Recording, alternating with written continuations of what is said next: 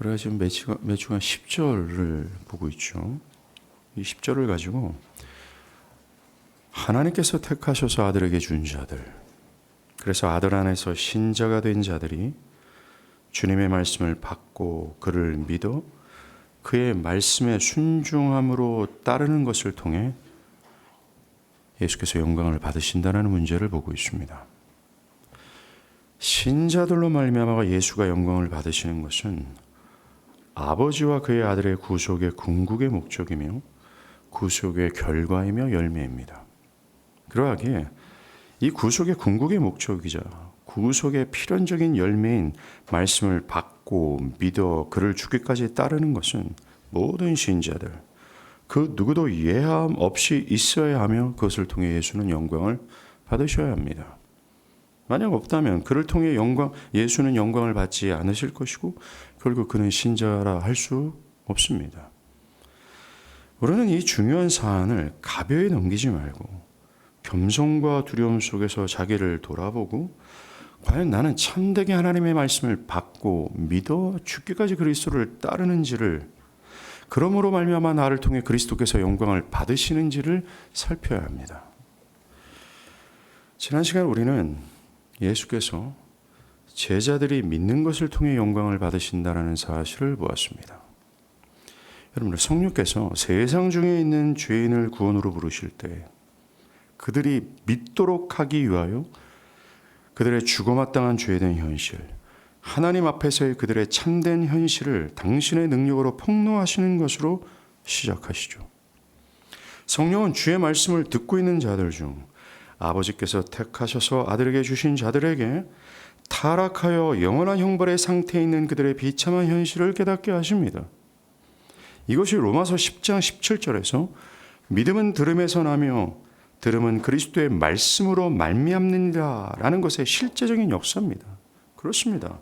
믿게 되는 것은 진리의 영이신 성령께서 말씀을 듣는 그때에 그들의 비참한 현실을 폭로하시는 것으로 시작합니다.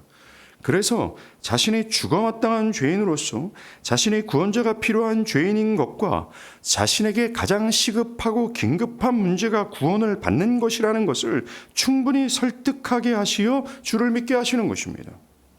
그 누구도 이 성경의 방법에서 제외되지 않고 모든 자는 말씀에서 역사하시는 성령의 깨닫게 하시는 것으로 믿게 되는 겁니다. 보십시오. 그 성령의 역사로 그들이 지금까지 보지 못했던 자신의 비참한 현실, 하나님께 범죄하여 하나님 앞에서 반역하고 부패한 죽음마땅한 죄인임을 보게 하시고, 나아가 그들의 처지가 현재 영원한 형벌 앞에 직면한 비참한 현실이라는 사실을 밝히십니다. 그전에는 전혀 알지도 못하고 인식하지도 못하고 보지 못했던 자신의 참된 현실을 깨닫게 하시오, 그것으로 내가 죽게 되었다라는 사실을 깨닫게 하시죠. 이러한 성령의 부르시는 역사로 인해 죄인은 자신을 구원할 구원자를 간절히 찾을 수밖에 없다라는 사실을 깨닫습니다. 자신에게 가장 긴급한 것이 구원임을 깨닫습니다. 구원자를 간절히 찾습니다. 그래서 복음이 말하는 자신의 진정하고도 유일무이한 그리스도 예수가 나의 유일한 구원자라는 이 성경의 진리를 그제서야 깨닫고 받아들이기 시작하는 것이죠. 그 두려움 가운데 있는 죄인들에게 복음은 새롭게 들리기 시작한다라는 겁니다. 어릴 때부터 고리타분하게 들었던 예수를 믿어야 살아, 예수를 믿어야 의롭담을 받아 라는 이 사실이, 이 복음이 정말 기쁜 소식, 굿뉴스로 듣게 되는 거예요. 그래서 이 복음의 진리가 말하는 모든 것을 받아들이기를 바라고 이 복음의 내용에 설득되어 믿기 시작합니다. 무서울 정도로 말이죠. 그래서 그는 구원자 예수를 눈먼 바디메오처럼 간절히 부르짖습니다. 그를 믿고 간절히 의지합니다. 믿게 된다라는 것이죠.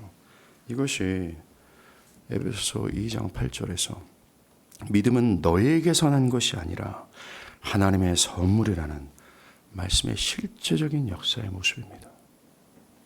그렇습니다. 믿음은 우리에게서 출발하는 것이 아닙니다. 믿음은 하나님의 은혜의 출발로서 성령으로부터 비롯되는 하나님의 선물이라는 거죠. 여러분 생각해 보십시오. 성령으로 자신이 영원한 형벌 앞에 있는 죽어마땅한 죄인이라는 사실을 깨닫고 두려워하던 자가 자신 안에 어떤 의도 선도 없고 도리어 하나님을 반역하고 하나님께 적이감만 가지고 있었던 자신과 같은 죄인을 위해 하나님이신 예수께서 하늘의 영광을 버리시고 자신과 같이 되셔서 자신이 받아야 될 형벌과 죽음을 십자가에서 대신 받으심으로 자신을 구속하셨다라는 사실을 깨닫게 될 때에 그에게 예수가 어떻게 보일까요? 그에게 예수는 어떤 존재가 되실까요?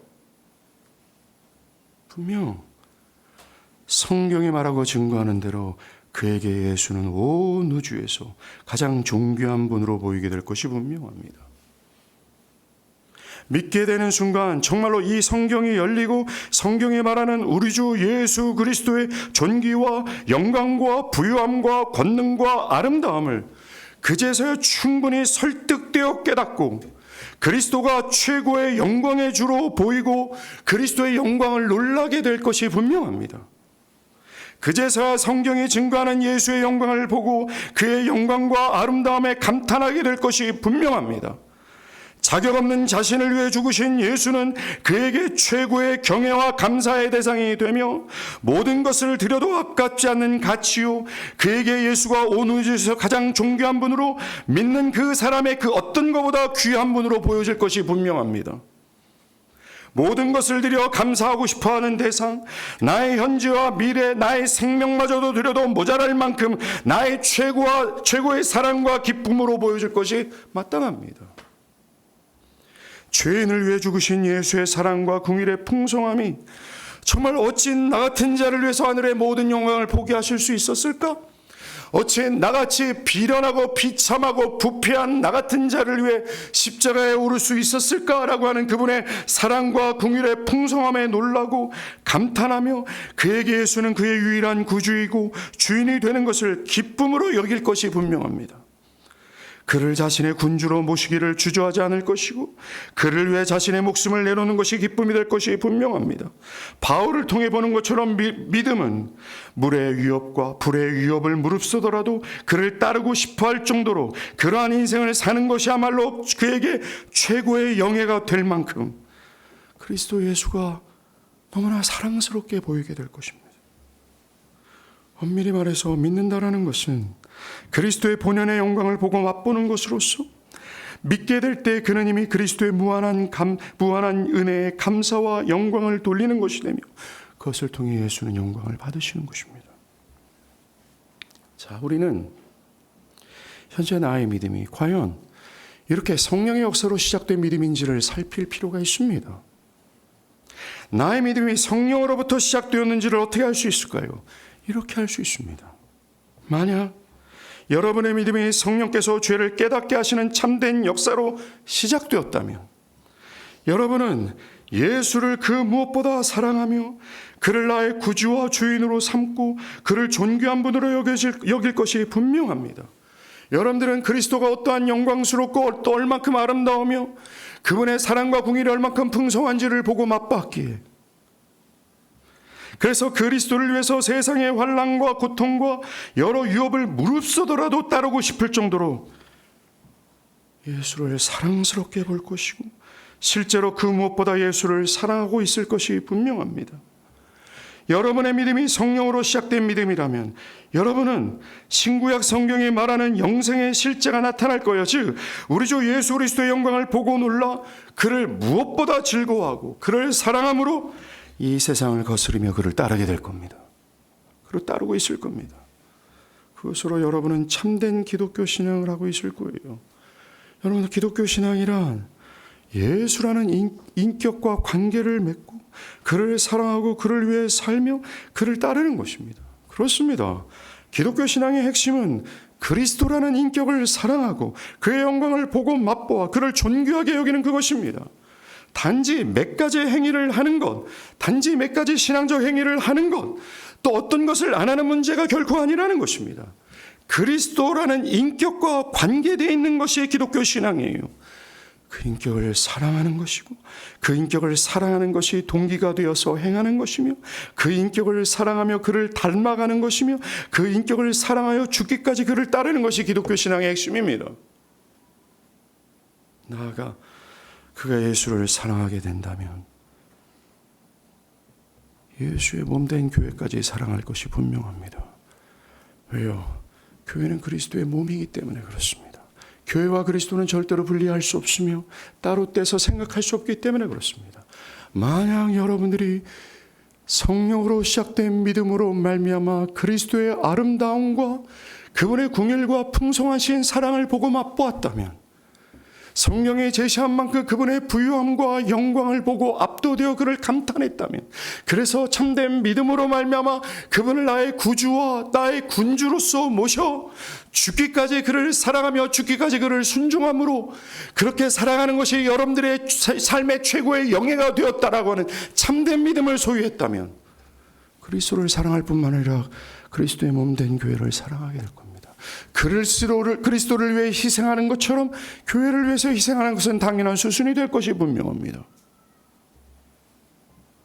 그런데 반대로 여러분의 신앙이 그리스도의 영광을 보고 맛보아 그를 감탄하고 그에게 놀라는 것이 없음으로 말미암아 그리스도 예수를 사랑함이 없고 그 사랑의 동기로 행하지 않고 있다면, 즉 한 인격을 사랑함으로 죽기까지 그 한 인격을 따르고자 하는 것이 없다면, 그 인격을 추구하고 그를 향하고 그와 교제하고자 하는 열의가 없다면, 단지 그 아무것도 아닌 몇 가지 신앙적 행위를 하고 그 어떤 것을 안 했다라는 정도로 나의 신앙을 판단하고 있다면 참된 믿음이 될 수 없다고 저는 분명히 확신 있게 결단코 말씀을 드립니다. 그것은 분명히 성령으로부터 시작된 믿음이 아닙니다. 우리로부터 난 믿음이 분명히 맞습니다. 저 개인적으로는 이런 분들이 많다고 여깁니다. 믿는다고 하는 어떤 분들을 보면 이상하게 그가 신앙하는 인격의 대상이 안 보여요. 그가 기도하고 성경을 보고 예배를 드릴 때 그 행위 자체의 의미만 두을 뿐 그 신앙의 대상이 어떤 인격이라고 여겨지지 않는다라는 겁니다. 그가 신앙의 중심을 찾아가는 예배를 한데도 그 예배의 대상이 한 인격이 아니에요. 그 인격을 향한 경외심이 없습니다. 그 인격을 향한 두려움이 없다라는 겁니다. 그 인격을 흠모하고 그 인격을 목말라 하는 것이 없이 그저 하나의 의식에 참여하는 것을 보더라도 그 사람의 신앙에는 어떤 인격의 대상이 없어요. 신앙의 대상이 인격이 아니라는 겁니다. 어떤 인격을 죽도록 사랑하는 것이 없습니다. 여러분들, 우리가 고린도후서에서 바울이 말하는 사랑의 의미가 어떤 것인지를 우리가 보지 않았습니까? 사랑은 모든 것을 주고 싶어요. 사랑은 모든 것을 주어도 아깝지 않고, 심지어 사랑은 사랑하는 대상을 위해 내가 대신 고통받는 것을 기쁨으로 여깁니다. 믿는다라는 것은 그리스도를 사랑하게 되었다라는 뜻으로서, 믿는다, 그것은 그리스도를 사랑하는 것으로서 그리스도를 사랑할 때 나는 그리스도의 나의 모든 것을 드려도 아깝지 않고 내가 그리스도를 대신해서 고통받는 것을 기쁨으로 여긴다라는 겁니다. 그런데 믿는다고 하는 사람들 중에 인격이 없어요. 그 인격을 향하는 것이 없습니다. 그 인격을 사랑하는 것이 없습니다. 그저 그들은 주일날 몇 번 왔다 갔다 하는 것과 성경을 어느 정도 읽는 것들과 성실하게 기도하는, 마치 알지 못하는 신, 존재하지도 않은 신을 섬기는 이슬람 교인들과 같이 아무것도 않은 헛된 행위를 하고 있는 겁니다.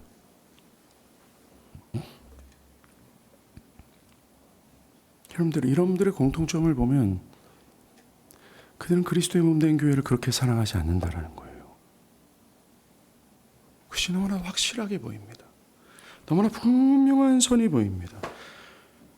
그 이유는 교회 머리 되신 그리스도를 사랑하지 않기 때문입니다. 여러분에게 예수가 이런 존재가 되지 못하고 있다면 여러분은 두려운 마음으로 자신을 돌아봐야 돼요. 과연 나의 믿음이 참된가를 의심하며 믿음을 구해야 마땅합니다. 성령의 역사를 구해야 마땅하죠. 오늘도 이것을 이어갈 겁니다. 우리는 믿음을 통해 예수께서 영광을 받으시는 것을 볼 겁니다. 여러분들, 믿음은 하나님의 형언할 수 없는 은혜와 사랑을 뿜어내는 하나님의 은혜의 선물입니다.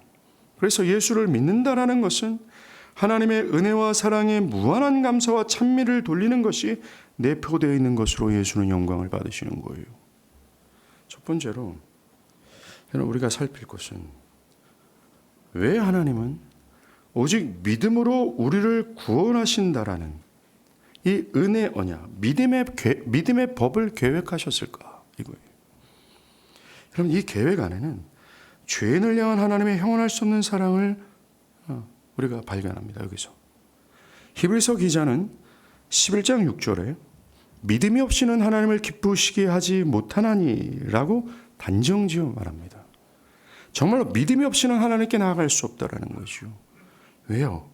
예수님께서도 말씀하셨듯이 너희가 바리새인과 서기관보다 더 나은 의의를 갖지 아니하면 결단코 하나님 나라에 들어갈 수 없다고 하신 것처럼 사람이 거룩하신 하나님께 나아가려면 그분께 의롭다함을 얻어 하나님의 자녀가 되기 위해서는 바리새인과 서기관보다 더 뛰어난 의, 마음으로나 행위로나 하나님의 모든 율법을 완전하게 순종하신 하나님께서 받으실 만한 의의를 가져야 되기 때문에 그렇습니다. 여러분들, 우리는 선악과 명령을 통해서 하나님은 한 점의 죄도 용납할 수 없는 순결하고 거룩한 분인지를 알 수 있습니다. 거룩하신 하나님과 함께하기 위해서는 그분께서 너 의롭다 할 만한 그 의는, 받아주시는 의의 의는 하나님의 모든 명령과 율례를 인생에 단 한 번만이라도 어기지 않고 마음으로나 행위로나 온전하게 순종한 완전한 의가 있어야 함을 천명하셨습니다. 그리고 하나님은 이것을 위해 첫 아담을 하나님의 형상에 따라 지으심으로 하나님의 명령에 완전하게 순종할 수 있는 의지와 능력을 그 체질 속에 심으셨습니다. 그래서 첫 아담은 이러한 하나님의 요구를 완전하게 충족시킬 수 있는 상태에 있었고 이것을 벗어나서 어떻게 행하기가 매우 힘든 상태에 있었다는 것입니다. 그런데 안타깝게도 아담은 매우 강하고 적극적인 의지로 하나님의 명령을 어겼습니다. 반역이었죠. 그 결과 그는 하나님을 아는 지혜와 하나님의 말씀에 순종하려고 하는 의지와 하나님의 말씀에 순종할 수 있는 능력 모두를 상실하고 부패함에 떨어진 겁니다. 인간은 타락으로 인해 하나님과 그분의 모든 말씀에 대해 반감과 적이감을 갖고 있는 상태로 떨어진 겁니다. 이렇게 타락한 인간이 어떻게 하나님의 명령과 율법에 대한 완전한 순종을 충족시켜서 거룩하신 하나님과 함께 있을 수 있을까요? 이 하나님을 어떻게 자신의 하나님으로 삼을 수 있을까요? 불가능합니다. 인간은 더 이상 타락하여서 더럽혀져서 부패해서 자신의 행위와 노력으로 율법의 요구를 충족시킬 수 없는 상태에 있었습니다. 그래서 하나님께 나아갈 수 없고 하나님을 자신의 하나님으로 삼을 수 없게 되었습니다. 인간 안에 있는 의지와 능력과 힘으로는 절대로 자신을 하나님께 이끌 수 없게 된 상태가 됐다라는 겁니다. 할 수 없는 불가능한 상태로 떨어진 겁니다. 여러분, 전적 타락의 의미가 핵심이 바로 이거예요. 인간 못 나간다라는 겁니다. 할 수도 없고 무능력하다라는 것입니다. 그래서 오직 믿음이었습니다. 은혜가 풍성하신 하나님은 자신을 반역하여 타락한 인간을 사랑하사 그들을 구하시려고 오직 믿음으로 의롭다함을 얻을 수 있는 믿음의 법을 계획하셨다라는 거죠. 믿음의 법은 타락하여 자신의 행위로는 율법을 충족시킬 수 없게 된 인류에게 마음이 삐뚤어지고 왜곡되어져서 하나님의 법에 온전히 순종하려 하지도 않고 할 수도 없는 인류에게 하나님께 나아갈 수 있는 하나님의 지혜이며 사랑입니다. 인간에겐 유일한 길이 바로 믿음이라는 것입니다. 그런데 율법주의자들은 미쳐서 자신들의 행위나 노력이 하나님께 받아들여질 만한 의의가 된다고 생각합니다. 분명히 바울은 로마서 3장 20절에 율법의 행위로 그의 앞에 의롭다 하심을 얻을 육체가 없다고 했어요. 이렇게 사람의 행위나 노력 그 어떤 것도 하나님께서 받아줄 수 있는 하나님의 의의가 되지 못한다고 분명히 말했습니다. 그럼에도 불구하고 어리석게도 자신들의 생각과 행위에 죄가 뒤섞여 있다는 사실도 발견하지 못하고 부스러기 같은 연기와 그을음이 가득한 자신의 신앙적 행위, 도덕적 행위가 하나님께서 받으실 만한 것으로 여기며 하나님을 기쁘시게 할 만한 행위로 여긴다라는 겁니다. 이 정신 나간 거죠.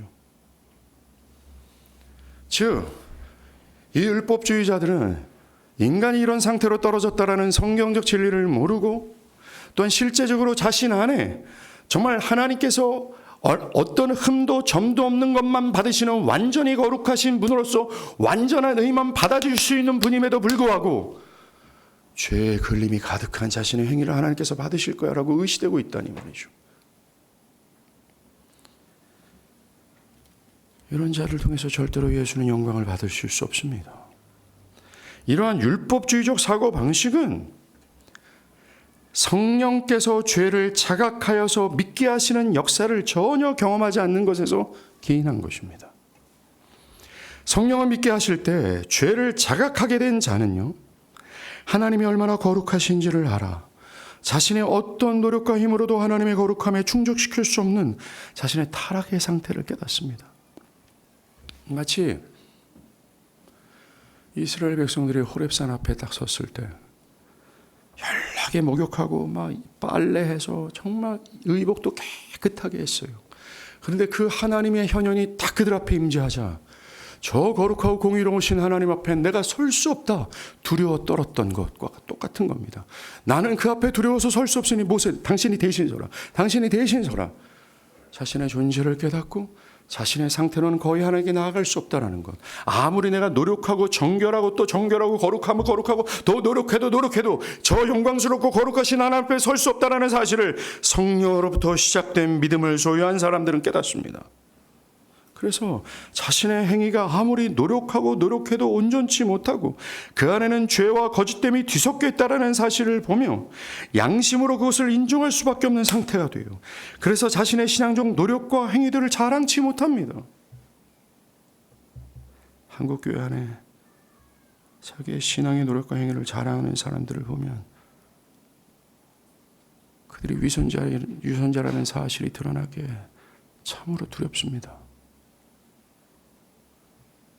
그것이 절대로 하나님께 받아들여질 만한 의가 못 된다라는 사실을 죄를 자각한 자는 알게 돼요. 자신의 상태를 참되게 하는 지식이 생겼기 때문에 그렇습니다. 그래서 참되게 죄를 자각한 자는 결코 자신의 신앙의 행위나 도덕적 행위나 자신의 올바른 생각이나 이타적인 자신의 사랑 등등 어떤 것을 자랑할 수가 없습니다.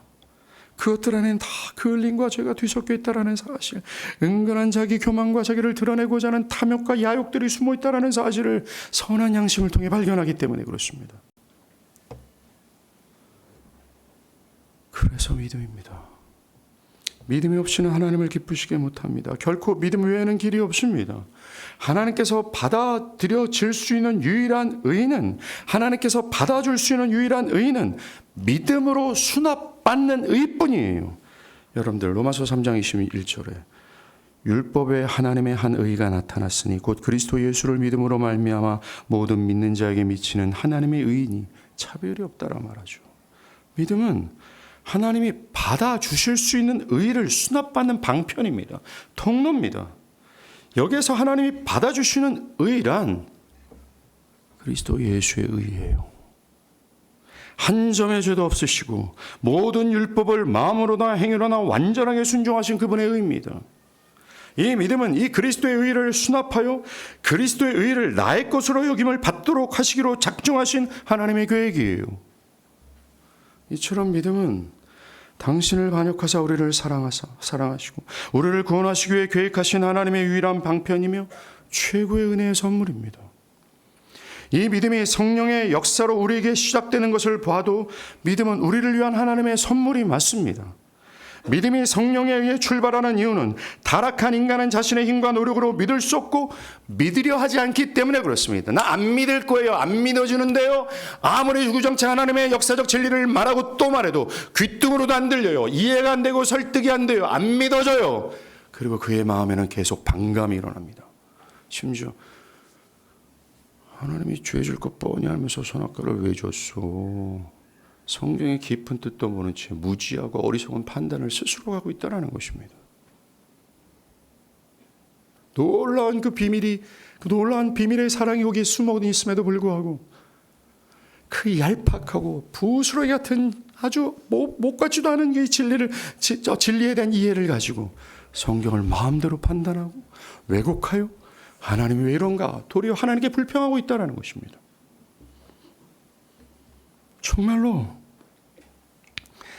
타락한 인간은 자신의 힘과 지혜와 노력으로 믿을 수 없고 설득될 수 없고 자신의 지혜로는 이해할 수 없고 그래서 믿으려 하잖아요. 믿음이라는 의지가 전혀 발동되지 않을 만큼 죽어 있습니다. 그래서 은혜가 풍성하신 하나님께서 성령으로 우리가 죽어마땅한 죄인임을 깨닫게 해주셔야 돼요. 자신의 참된 현실, 자신의 진실을 밝히시고 깨닫게 하셔서 야 자식아 너가 지금 필요한 게 구원자야. 너한테 제게 시급한 것이 너 죄인이야. 너 시급한 것이 구원이야. 라는 사실을 깨닫게 해주셔야 돼요. 정말로 믿음은 하나님이 계획하셨고 친히 우리에게 영원하게 적용케 하는 하나님의 선물입니다. 만약 어떤 사람이 믿는다면 그는 자신의 행위로는 의롭다함을 얻을 수 없는 자신의 죄된 무능력함을 인정하는 것이며 반대로 자신에게 유일한 소망은 하나님께서 제시하는 믿음의 법 외에는 없다라는 사실을 인정하는 것이므로 그에게 하나님께서 자신을 사랑하사 계획하신 믿음의 법 외에는 살 길이 없다라는 사실을 인정함을 통해 즉 믿음으로 하나님과 예수를 영화롭게 하는 것입니다. 여러분들 이와 같이 하나님은 타락한 이를 사랑하사 구하시려고 믿음의 법을 계획하셨습니다. 그렇다면 이 계획을 어떻게 성취하셨을까요? 기억할 것은 이 믿음의 법을 성취하기 위해서는 믿음으로 수납해야 할 하나님의 의가 마련되어야 합니다. 하나님께서 받아주실 만한 완전한 의가 준비되어서 믿음으로 그것을 수납하는 일이 있어야 합니다. 이것을 성취하기 위해 우리를 사랑하시고 한 점의 죄와 흠이 없는 완전 무흠한 대리자가 필요합니다. 그래서 그 대리자가 우리가 할 수 없는 일을 대신해 주셔야 합니다. 이 대리자가 인간이 저지른 죄에 대한 값을 그들을 대신하여 형벌과 죽음으로 지불하는 것이 있어야 하고 이 대리자가 그들이 충족해야 되는 율법의 요구를 완전히 순종하는 일이 있어야 합니다. 이 대리자가 누구예요? 그리스도 예수입니다.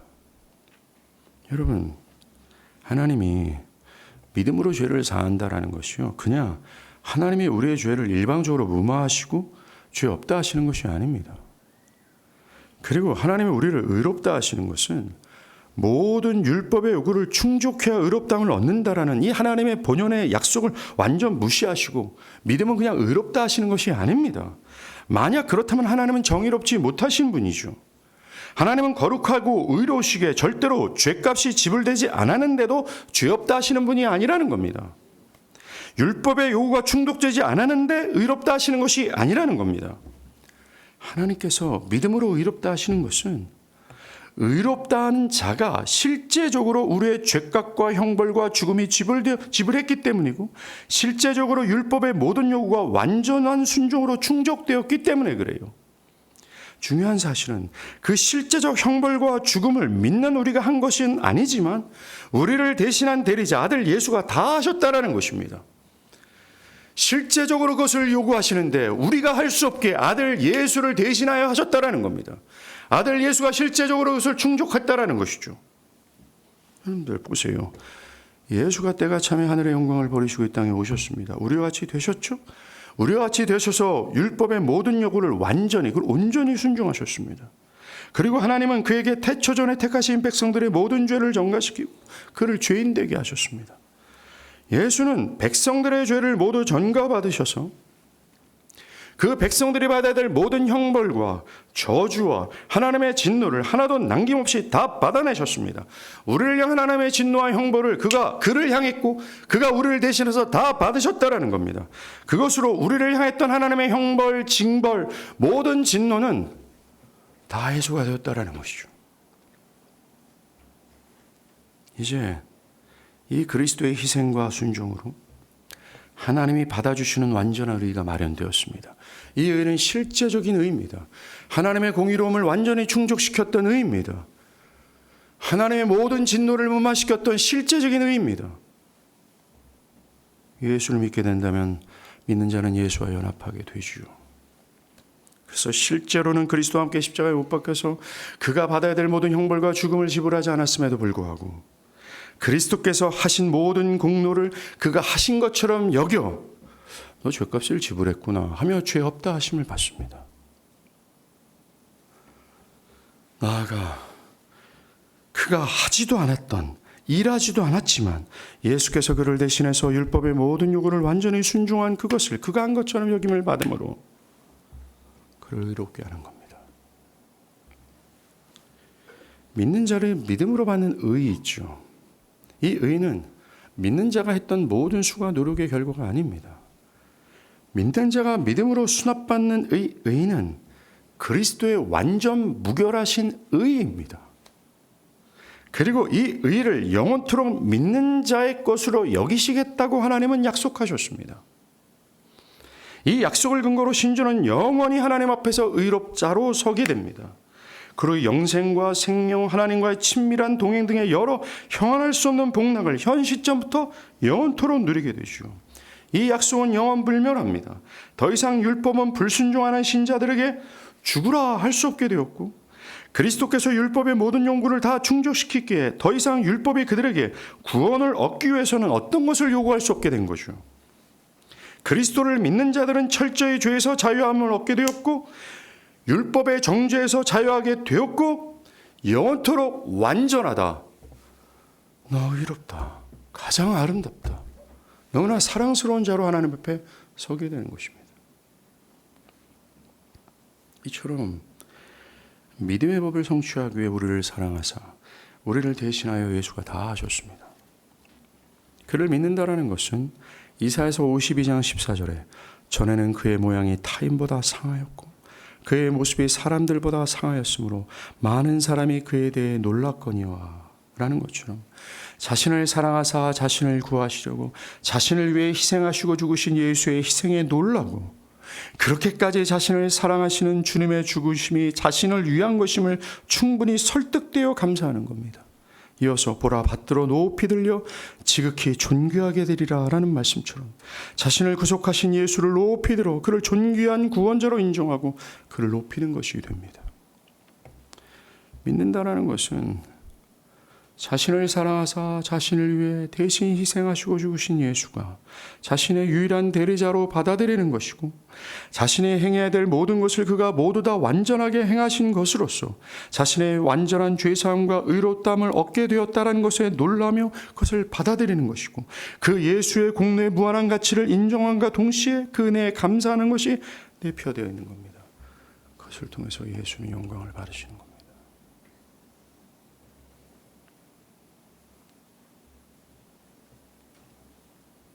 그가 성령으로 시작된 믿음이라면 그 믿음을 통해 예수는 영광을 예수를 중심으로 한 하나님의 계획이 높임을 받으시고 예수께서 그 계획을 성취하기 위해서 죽으신 그것이 높임을 받는 것입니다. 세 번째로 구원을 얻기 위해 믿으라 라는 이 복음의 초청을 보더라도 오직 믿음이 얼마나 은혜와 사랑을 담고 있는지를 알 수 있습니다. 믿고 회개하라는 기독교 복음은 모든 사람을 차별 없이 아무런 조건 없이 누구나 초대합니다. 그런데 율법주의자들은요, 죄를 깨닫고 통회한 사람만이 그리스도께 나아갈 자격이 있다고 주장합니다. 즉, 죄를 자학한 자만이 그리스도를 믿을 수 있다는 얘기죠. 믿기 위해서는 어떤 조건을 갖춰야 된다는 것입니다. 아닙니다. 토마스 보스턴은 여기에 대해서 말합니다. 그리스도께서는 모든 사람, 심지어 가장 끔찍한 죄인까지도 차별 없이 이 신령한 잔치에 초대하신다. 어느 조건도 가로막지 못하는 복음의 초대이다. 이 복음의 초대는 그리스도를 기꺼이 영접하려는 모든 사람을 아우른다. 그들의 처지가 어떠하거나 어떠했는지는 상관이 없다. 그런데 율법주의자들은 이 복음의 넓고도 풍성한 은혜의 초대를 부인합니다. 율법주의자들은 복음이 오로지 택한 사람만, 자신의 택함을 받았는지를 확인한 사람에게만, 적어도 자신이 잃어버린 죄인임을 알고 택함받은 거룩한 증거를 보여준 사람에게만 전파해야 된다고 생각합니다. 어느 정도 죄를 자각하고 어느 정도의 신앙적 열심과 진실함이 있는 사람만 믿을 수 있고 또 이 초대에 응할 수 있다고 생각합니다. 아닙니다. 결코 아닙니다. 믿으라 라는 이 복음의 부르심과 제안을 받아들일 수 있는 조건은 없습니다. 유일한 조건은 하나입니다. 그가 죄인이면 충분합니다. 자신이 자격 없는 부끄러운 죄인이며 이 세상에서 가장 비열하고 흉악하며 거짓되고 비참한 죄인이면 아주 충분합니다. 그리스도께서 요구하시는 그 믿음은 어떤 성숙의 상태를 의미하는 것이 아닙니다. 어느 정도의 거룩함을 의미하지 않습니다. 단지 구원받기 위해 그리스도께 자신을 의탁하고 그리스도를 간절히 부르짖는 것, 그것뿐입니다. 여러분들, 성령이 우리에게 믿음을 주실 때 우리는 우리의 자격 없고 비참하며 부패하고 비열한 상태, 우리의 진실을 깨닫죠. 그래서 가난한 마음으로 예수께서 우리의 구주가 되어 달라고 기도하면서 온 마음을 다해 그리스도를 의지하고 그리스도를 붙잡습니다. 이게 믿음입니다. 가장 겸손하고 가장 가련한 심령 속에서 그리스도 외에는 없다라는 사실을 확신 속에, 그리스도가 아니면 나는 영원한 형벌에 떨어질 수밖에 없다라는 사실로, 그리스도가 그의 눈에 가장 존귀하고 가장 유일하고 가장 가치 있는 분으로 여기며 그를 부르짖는 거예요. 그게 믿음입니다. 기억할 것은 처음 믿음이 발휘될 때에는요, 죄의 그을림이 너무 많아서 믿음의 불꽃이 찾아볼 수 없을 정도로 희미할 수 있습니다. 그러하게 자신이 그 불꽃이 없어 보이기에 불꽃이 더 크게 지핀 후에 믿어야 한다고 생각해서는 안 됩니다. 우리가 그리스도께 도망갈 자격을 주는 근거는 죄인이며 누구든지라는 복음의 값없는 제안일 뿐입니다. 복음은 예수를 믿는 자마다 멸망치 않고 영생을 얻으리라는 약속을 하고 우리에게 그 약속을 신뢰하라고 말합니다. 죄인이 구원을 위해 그리스도께 나가라면 먼저 성령으로 인해 자신의 죄됨을 깨달아야 되는 것, 그거 분명합니다. 그러나 잘 들으세요. 자기 죄와 죄책을 진실로 깨달은 사람만이 예수를 믿을 수 있다고 생각하는 순간 헷갈리기 시작합니다. 자신의 죄를 자각한 후에야 믿을 수 있다고 생각하는 것은 매우 큰 착각입니다. 왜냐하면 실제를 생각하는 거예요. 실제로 성령을 통해 자신이 죽어마땅한 죄인임을 깨달은 사람들은 아주 평생 자신이 죄인임을 충분히 깨닫지 못했다라고 여기기 때문에 그렇습니다. 성령으로 인해서 자기가 지옥의 형벌을 친히 경험했다 할지라도 평생 그는 자신이 충분히 죄인됨을 깨달았다라고 여기지 못하기 때문에 그렇습니다. 그래서 충분히 깨달은 다음에 믿을 수 있다고 여긴다면 평생 그는 믿지 못할 것입니다. 이런 사람들은 스스로 묻습니다. 나는 과연 죄를 충분히 깨달았는가? 성령으로 죄를 자각했는가? 아니야, 나는 죄를 자각하지 못하기에 지금 믿을 수 없어 라고 생각합니다. 이런 실제는요, 위선자들이나 거짓 회심자들은 상상하지 못하는 모습입니다. 성령의 주시는 은혜를 입지 않은 사람들은요, 이게 좀 뭔 소리야? 아닙니다. 성령의 은혜를 참되게 입은 사람들을 괴롭히는 심각한 문제가 이겁니다. 스펄전이 죄를 자각하고 나서 겪은 문제가 바로 이거예요. 그는 이렇게 말합니다.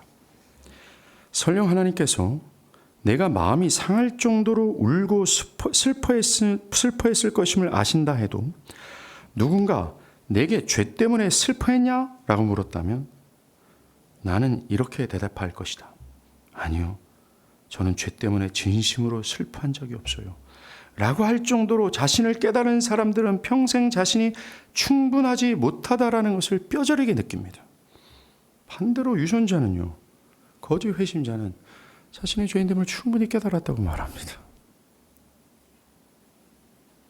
이상한 점은 누구나 와라, 아무나 와라. 그가 어떤 상태에 있든 어떤 짓을 저했든 간에 누구나 다 와라. 누구나 믿는다면 그 구원을 받을 것이라는 이 복음의 초대를 가장 안 받아들이는 사람들이 성령의 참된 은혜를 입은 사람들, 죄를 자각한 죄인들이라는 거예요.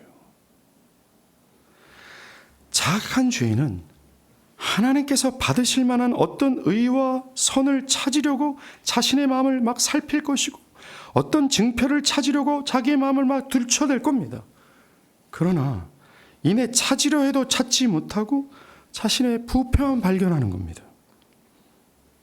그래서 부끄러워서 복음의 손을 뻗지 못해요. 그의 선한 양심은 자신에게 있는 죄를 빨리 발견하고 그것으로 자신은 자격이 없다고 느끼도록 하기 때문에 그렇습니다. 죽어있는 양심들은 죄를 찾으려 해도 발견할 수가 없는 거죠. 매우 심각한 죄가 있음에도 불구하고 죽은 양심의 소유자는 이게 뭐라고, 그게 어쩌러, 남들 다 아는데. 결혼하기 전에 결혼하지 않는 사람과 불법적인 섹스 관계를 갖는 것이 이 모든 지금 온 사회의 통념적인 개념 속에 있는데, 믿는 자들이라고 하는 사람들이, 위선자들이 그러한 죄, 분명히 성경에서 그것은 가늠한 것이고 하나님께서 허용하지 않는 섹스로서 한 나라를 멸망시킬 정도의 엄중한 죄임에도 불구하고 그가 죄인 줄 모르는 겁니다. 왜요? 그게 사회 통념이니까.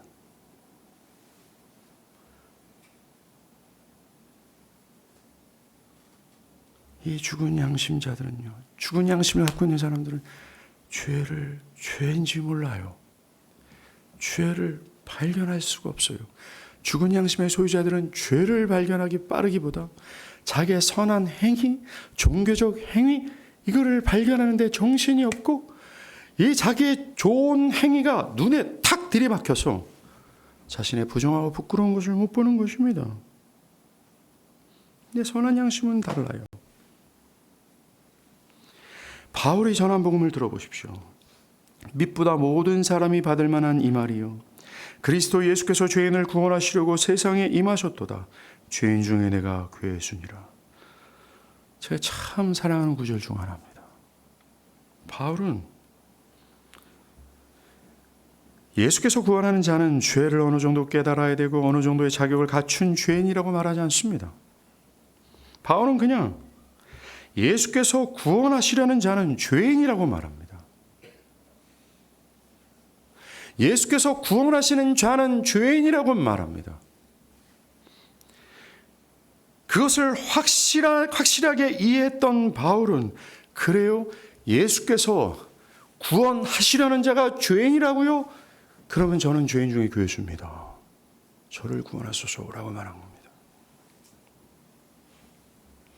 자신이 죄인이라는 사실 하나로 충분히 자신이 복음을 받을 자격이 있다라고 생각한 겁니다. 그렇습니다. 복음은 절대로 어떤 제한이나 조건을 붙지 않고 그저 믿고 회개하라고만 말합니다. 하나님은 죄인들에게 그리스도로 구원을 주겠다고 값없이 제안하시며 구원을 받고자 한다면 믿으라고 요구하십니다. 이 은혜의 제안은 누구든지 그리스도를 믿는 자는 구원을 얻는다라고 말합니다. 이 제안은 매우 광범위하고 제한도 없고 값도 없고 조건도 없으니, 그러니 나 같은 죄인도 능히 예수를 믿을 수 있습니다. 그 어떤 조건이 없기 때문에 그렇죠. 그러하기에 구원을 받기 위해서는 이 복음의 제안이 자기를 위한 것임을 믿고 영접해야 합니다. 하지만 이런 제한 없는 약속이 있음에도 불구하고 어떤 사람들은 저처럼 더럽고 죄악된 사람들도 하나님 믿을 수 있나요? 나 같은 자들도 믿는다면 영생을 얻을 수 있다는 약속을 내가 확신할 수 있을까요? 라고 질문합니다. 답, 예, 있습니다. 이 명령과 약속을 절대로 의심할 필요가 없습니다. 예수는 그 어떤 죄를 지었든 그가 어떤 폐악질을 저질렀든 따지지 말고 그들이 믿기만 하면 그의 죄를 용서하시고 구원하신다라고 하셨습니다. 이게 마태, 마가, 누가, 요한, 사복음서 전체가 말하는 메시지예요. 여러분 사복음서 한번 보세요. 예수께 나온 사람들, 예수께서 구원하는 인물 중에 자격 있는 사람들이 그 누가 있어요? 아무도 없습니다. 예수께 나와서 구원을 받은 사람들 다 그 당시의 율법의 저주를 받고 절대로 여호와의 총회에 들어오지 못할 죄인들 중에 괴수가 다 구원을 받았어요. 또 하나의 무리가 있습니다. 자기의 종교적 의와 의의 스펙이 막 한꺼번에 쌓이는, 종교적 의의로 한껏 부풀어 있는 사람들. 그 사람들이 딸의 죽음이든 딸의 질병이든 그 어떤 상황으로 내가 죽어마땅한 죄인임을 깨닫고 나았던 모든 사람들, 거침없이 예수는 다 구원하셨어요. 이 복음서는, 이 복음의 초대는 제한이 없다. 광활하다. 넓다. 아무나 와라. 복음서, 내복음, 사복음서 읽는 게 여러분들 1년 이상도 걸리잖아요. 얼마나 지겹지겹게 읽습니까? 얼마나 이 넓은 내용, 얼마나 반복적으로 우리에게 제안하고 있습니까?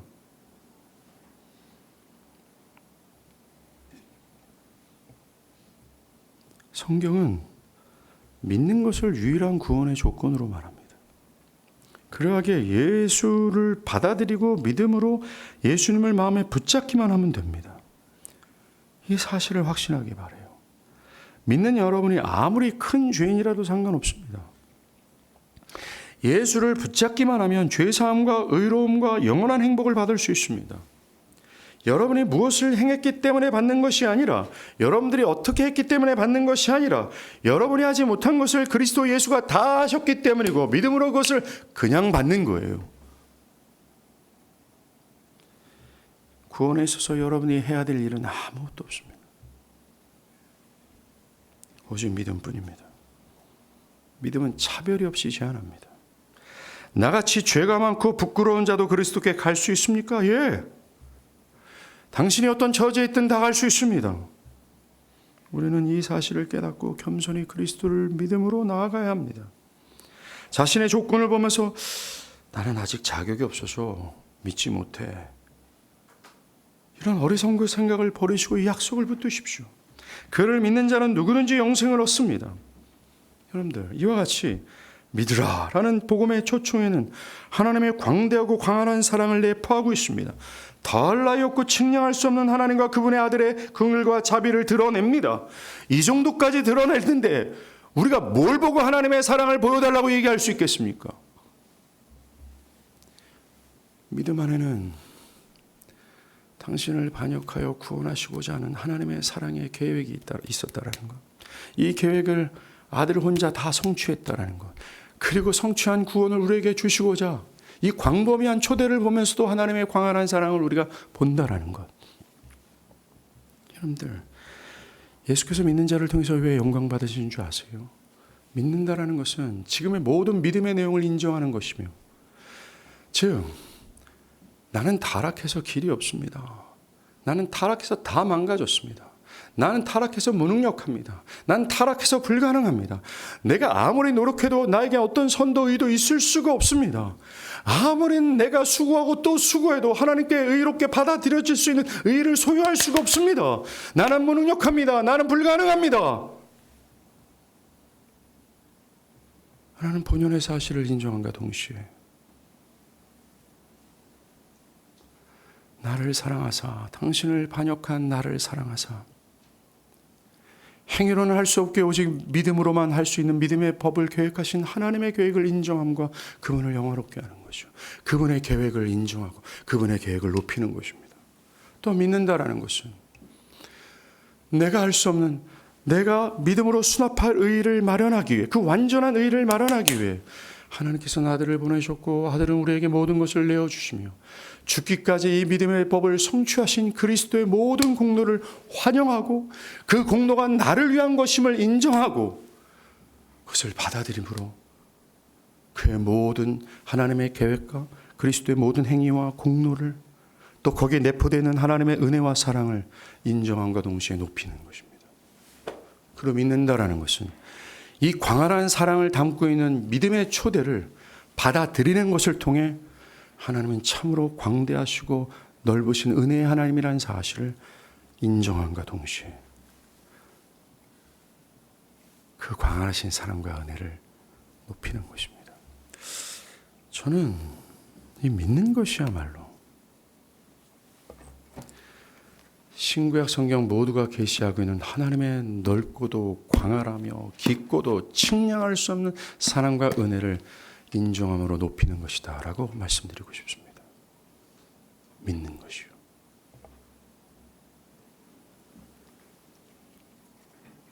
과연 여러분은 여러분의 믿음을 통해 그리스도를 영화롭게 하시고 계십니까? 그리고 예수께서는 여러분들의 믿음을 통해 영광 받고 계시다고 생각하십니까? 여러분은 어떠십니까?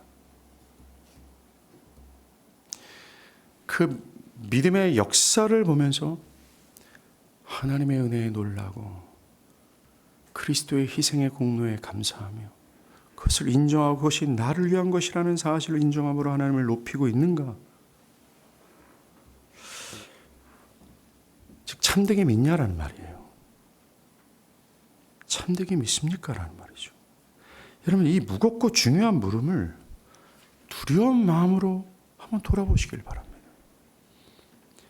만약 참되지 않다면 답은 정해져 있습니다. 하나님 아버지께 은혜를 구하고자 나아가야 되시오. 우리의 연약함과 악함을 가지고 은혜의 보좌 앞으로 나아가야 됩니다. 우리가 할 수 있는 것은 바디메오처럼, 눈먼 바디메오처럼 나에게 믿음을 달라고 그리스도께 호소해야 되는 것이죠. 주여 나의 믿음 없음을 불쌍히 여기며 여겨달라고 하나님께 호소하며 나아가는 길 외에는 없습니다.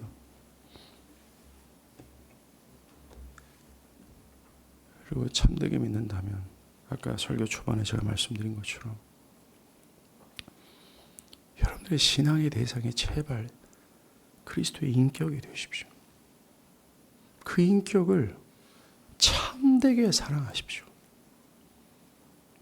나의 모든 것을 지불해도 아깝지 않을 만큼의 그 영광과 부유함과 그 아름다우신 그리스도 예수를 사랑하시고 그를 찾고 그를 구하고 그와 함께하고 싶어. 그를 사랑하는 동기로서 고통을 인내하며 이 세상을 거스르면서까지 손해를 보르면서까지 그리스도를 제발 따라가십시오. 기도하시겠습니다.